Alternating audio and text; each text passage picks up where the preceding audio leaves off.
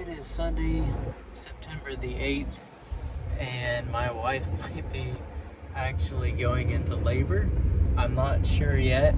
My pastor's wife is at the house with her right now, and I'm running to top off our fuel in our car because our hospital is a little bit of a drive from here. So just to make sure, trying to make sure everything's ready, and then my wife wants me to pick her up some snacks from Walmart real quick. She's been on the phone a little bit with her mom. Mom was doing a Sunday school class at their church there in Florida. So just trying to get some advice and figure out, is this, some type of preliminary thing, or is this like the real deal? So we're trying to figure all that out as of right now. So anyways, it's exciting, a little nerve-wracking, but we're excited, and it's, I think, like 8 days early or something like that to her induction date. Her induction date is September the 17th, so I don't know what's about to happen today. We're trying to play it by ear, and if the contractions get worse, basically we're supposed to load up in the car and head to Columbia, so we'll see.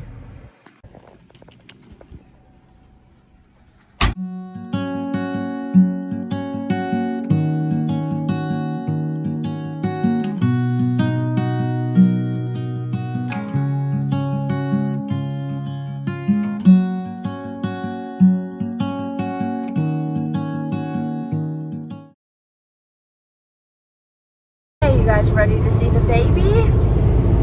We are too. He's not back there.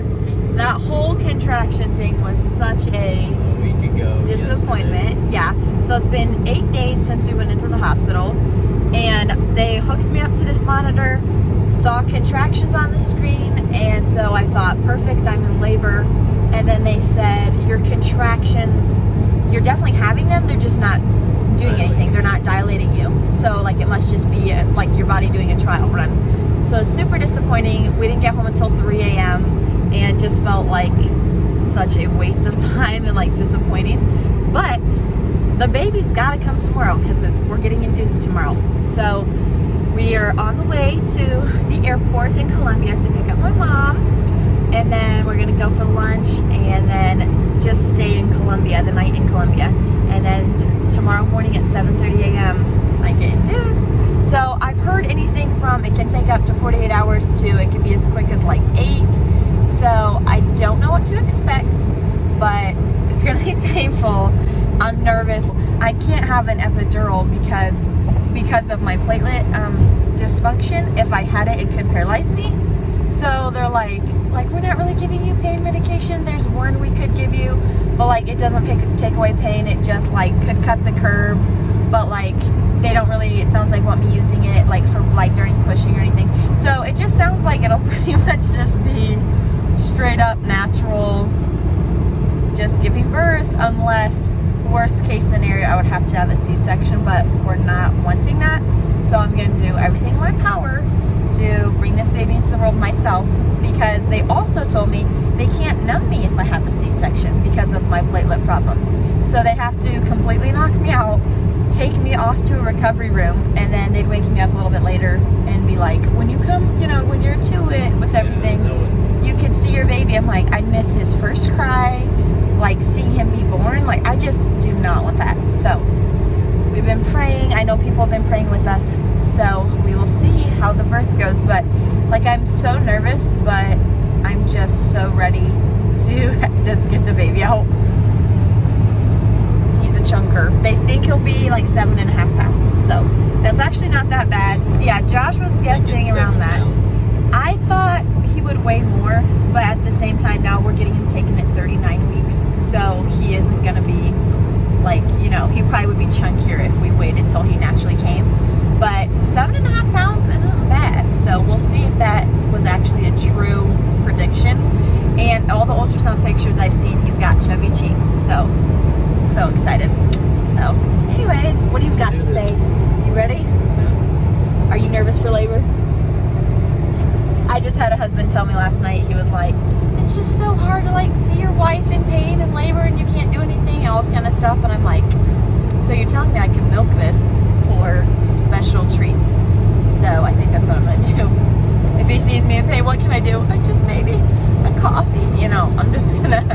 gonna try to get whatever we can out We're of this gonna get a lot of experience. coffee on this trip, All right. Well, next time we see you guys, we might be going in for the induction or already have the baby. So, pray for me. I'm nervous.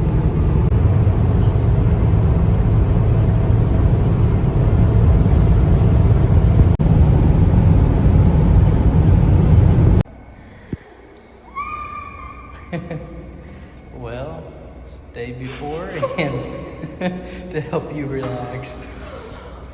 I don't think it's working. Is it that cold? It's pretty bad. It's like getting baptized into Jordan in Schubelstern's day. I don't think they used to. It was colder back then because it was a global warming. Josh, you gotta jump in because you're not gonna be able to like tiptoe into your. This is hard to do. This is like mental endurance. Josh, get in your freaking pool. mental endurance. Get your phone down and get in here with me. I'm gonna go home. Hey, you excited? Yes. Very. So the Otafo mangoes, they're brighter, they're sweeter, they taste like pure sugar, and it's fried. It's also About to start the Pitocin. Get this show on the road.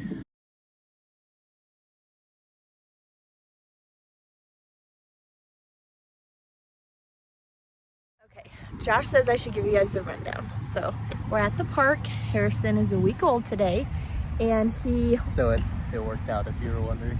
oh yeah, he's here. He had his first doctor's appointment today, and so that's why we're taking him out into the sun, because the doctor said other than he's a little yellow, which it's been raining for like 3 days in a row, so he was not able to get any sun. So I'll show you. He's out here soaking up the sun. So anyways, we decided to just eat lunch out here today. So where do I start? I think the last place we were was in the hospital walking the halls. So Cytotec is a pill they give you that's supposed to start contractions. And they can re-administer it every 4 hours, but they can only give you 4 in a row. So had one, didn't do anything. Had a second 4 hours later, didn't do anything. Went for a walk. Yeah, had a third Cytotec pill, and finally I started having contractions, but they were like, I would still say they were mild. And so it kind of worried me because they were like, you're maybe 1 centimeter dilated. And it was like, well then, you know, I've been here for over 12 hours and I'm still not really in labor. So that concerned me because they can only give you 4. So then my mom's like, well, I'm gonna go sleep for the night in a hotel since like it was so slow progressing. So I'm like, okay. So at about like 2 in the morning, the contractions pick up, like felt like I was dying. And they are like, you're still not dilating, but your contractions are like That's when they thought you were out of walk. yeah. Yeah. They're like, but your contractions are so close together, like they were every like 30 seconds to a minute. And so they're like, your body's actually responding now too strongly to this, and you're contracting too much, and it's like dangerous. So we're gonna just let all this medicine get out of your system, and then we'll like try something else. And it was just like so discouraging because we had been there basically like a day before anything really started happening. So the next morning they put me on Pitocin, and that got things going. I was having contractions. Then they checked me and I was at a 4. Then a couple hours later they checked me and I was at a 6. And at a 6 I came to a breaking point where I was like, get me a C-section, give me something to take me out of this pain, because at this point I have been here a day and a half, over a day and a half. Actually, yeah, at that point like 2 days, and like I'm still not having the baby. And so at 6 centimeters they're like, well, if we break your water it could really help the baby come faster. And I'm like no way. If I'm only half dilated, basically I'm not doing another 2 days here. Like, don't break the water.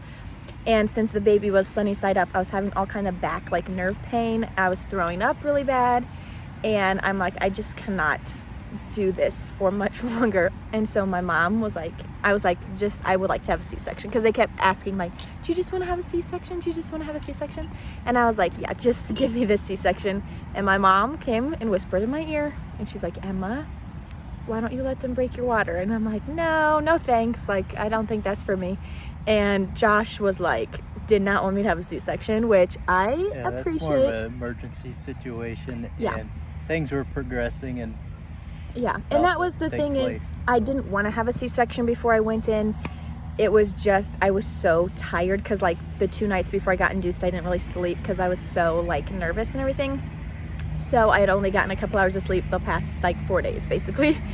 And so I could not have like an epidural because of some health problems I have. And so like they were like, well, we can give you a little bit of this one pain narcotic that could like possibly, you know, like it can cut the curb of the pain or whatever. So I was on that, and it was letting me get a little bit of sleep in between contractions. And then like at 6, my water broke, and then things were definitely progressing. So within an hour, I went from a 6 to a 10. And so by the time I thought I was like gonna have a C-section, because I had like been like, I want a C-section, and they came back in and woke me up and was like, it's time for you to push. And I was like, what? I want to do the C-section. I don't want to go through this pain. I can't do an epidural. I don't want to do this. So like again, it was like a mental block, because after 2 days of being there, I was so tired, and I'm like, I cannot do this. And Josh and my mom, you know, are like, yeah, you can. I'm like, that's so easy to say when you're not out here pushing this baby. So they're like, just start pushing. And so I, thinking I'm on this like narcotic pain thing that's helping me, I'm like, okay, like I can do this. Little did I know that the medicine was not running. It was literally all out. And so my mom and Josh lied to me and were like making me think that I was still on medicine that was like gonna help like cut the curb of the pain. So I'm out here pushing, doing my best, and I don't have no pain medicine at all. And I think I'm on pain medicine. And so I'm like, yeah, it ran out close to the end, and it took so long for them to get the medicine up, and it got to the point where it was time to push, because the little guy, his heart rate was dropping a little bit. Drop, you know. So anyways, so the nurses were like, do you want me to push the button? And she's like, yes. So anyhow. So I didn't have any pain medication, but that's another story. So they're like, push, push. I'm pushing, and then I'm like his head was stuck like halfway, because he was sunny side up, so he was not born the way he should have been. So they're like, you know, his head was stuck halfway. So at that point, they just gave me this sheet, and they're like, pull this sheet as hard as you can. It'll help you like have more power behind your pushing. And so I'm just like pulling this sheet, like yeah, not doing my best. And the baby's head was like stuck halfway. And so they're like, can we just start grabbing his head and like trying to help you to get him out faster because his heart rate's dropping? I'm like, yes. So at that point I knew I was going to tear pretty bad, because they were literally helping rip me open. But it was like, he needs to come out because of his heart rate or whatever. And so I'm like, yeah, go for it. So did end up getting him out, but I tore 3rd degree. So right after he was born, they were like, we need to go give her like all these stitches or whatever. And they knocked me out. So when I came back too, I'm like, I had the baby, right? Like, pretty sure I remember having the baby. She wasn't all the way with it yet. She's like, wait, I already had him? It's over? Yeah, I was like, hey, that works for me. She's like, oh no, I'm gonna forget everything. Like, it's okay. All the memory came back after the anesthesia wore off. But then I had a platelet transfusion, which I have a platelet problem, which is why I couldn't have an epidural, because it could paralyze me. So it was just like it was obviously a lot. He was not born until 2 days after I wanted to get induced. So like literally I was so tired that when I was pushing him out, I would fall asleep and then wake up when it was time to push, and they'd be like, push, and I'd push, and then I'd fall back asleep. So I was not even awake really while pushing. Like I remember a little bit, but I was so tired I just kept falling asleep. So it was a very hard birth. 3rd degree tear, platelet transfusion, no epidural. Even my family made me think I was on some pain medication. I wasn't. Tired. It was just like I literally was like, I don't know that I'm gonna do this again. We're gonna have 1 kid. No, I'm just kidding. So it was rough, but everybody says your first birth's the hardest, and I was in like active labor for like 25 hours. So I'm like, hopefully next time I won't be in labor for like 25 hours, and it can just be like short. So I think next time I'm either gonna do a home birth with water or like an epidural or something, because I'm like, I do not want to do that again. But a week out, it's like I would do it again for a kid. It's and just you're probably thankful you didn't have a C-section. Oh, I'm so thankful. Josh and my mom were really like, don't do it, because they kept telling, because different health issues I had, like the doctors kept coming in and being like, do you just want to have a C-section? Like, should we just order you a C-section? So in the back of my mind, I'm like, I can just be completely numb to do this without the pain.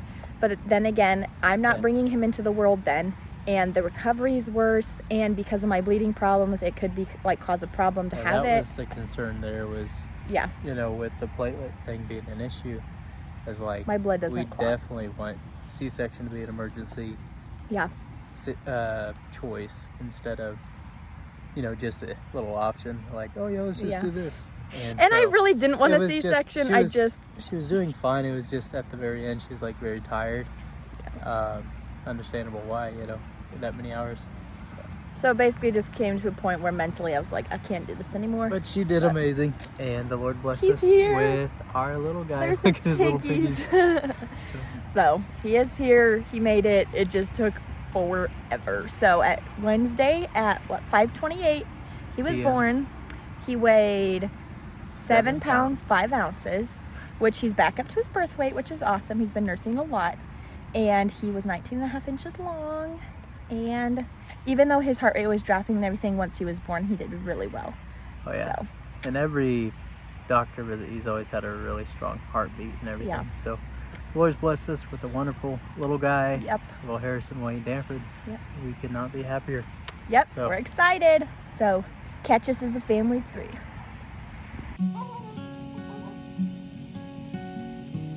I thought it was gonna be all threes for a second. I was gonna be so excited. 7 pounds, 4.9 ounces.